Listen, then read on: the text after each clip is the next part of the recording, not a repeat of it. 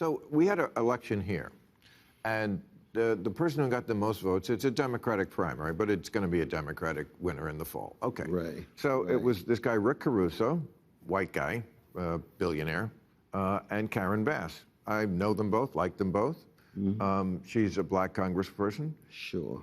He beat her by 30 points with black men. What's up with that? You know, it's hard to say, though, man. My dear brother, Mark Ridley Thomas, who I love like a brother who's been mistreated in so many different ways, that when I saw what Caruso did in his ad, I had real critique of that.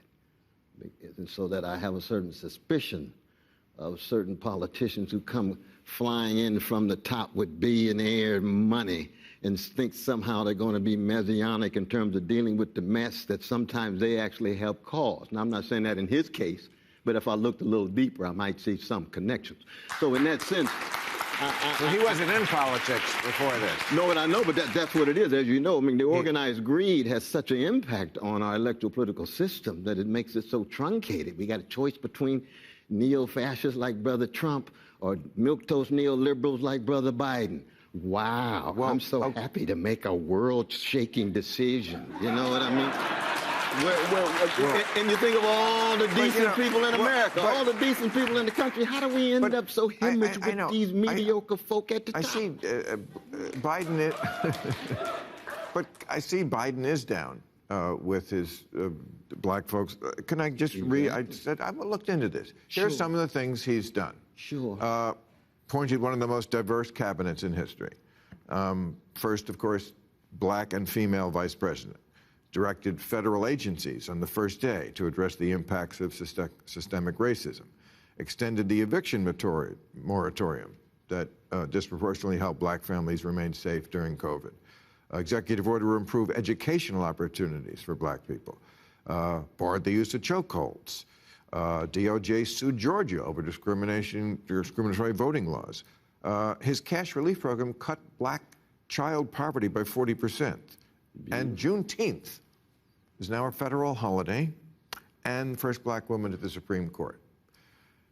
No good? No, those are wonderful, given but why do you call him milquetoast then? I mean, he's milquetoast because he still is tied to Wall Street. He's got crimes of foreign policy. I know, but he's a politician. Saudi Arabia is mistreating the Yemenite folk. The Israeli crimes against the Palestinians he's not going to say a word about. And look, he's in town right now. We just had the People's Summit, as you know. I know. Right across from him, right? Well, we had the Summit of the Americas. And what is he doing with Latin America? We are on the cutting edge of human rights. We are USA in Latin America on the cutting edge of human rights with one. Do your white guy impression again. We are on the... Oh, that's great. No, but all the precious brothers and sisters in Latin America, we overthrowing democratic parties, we in friendly terms with dictators. Let's just be honest and candid, and most importantly, though, brother, let's be honest and candid and say we're living in the real world. Nobody gets everything.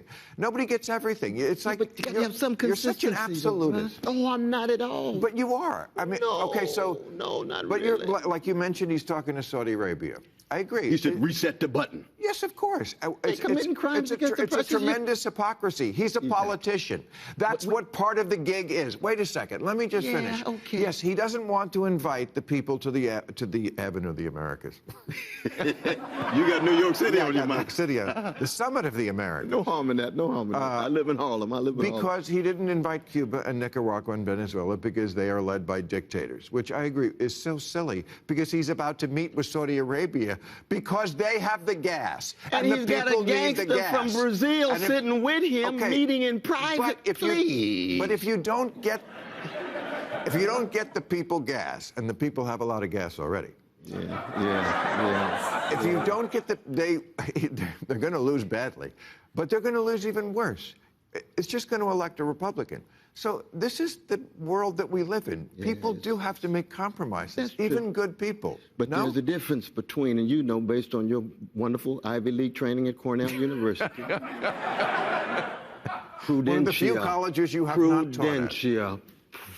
Right. Phronesis, practical wisdom is not opportunistic judgment.